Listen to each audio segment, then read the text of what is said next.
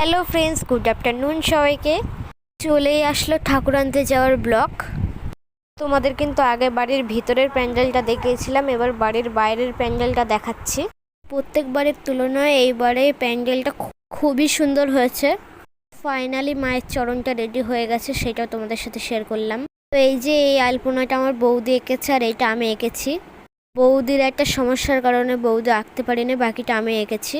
তো এখানে জেঠি কাকিমারা ভাত রান্না করছে ঠাকুর এনে খাওয়া হবে বলে।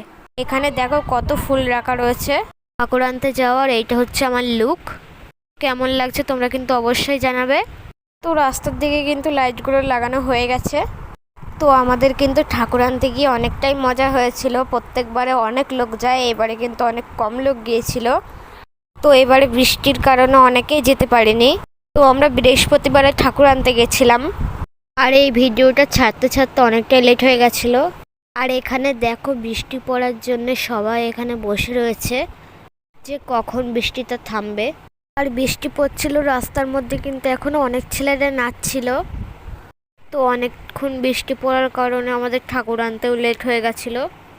তো দেখো আমরা কিন্তু ঠাকুর নিতে চলে এসেছি। এখানে কিন্তু ঠাকুরকে প্রণাম করছিল, করে গাড়িতে তোলা হলো।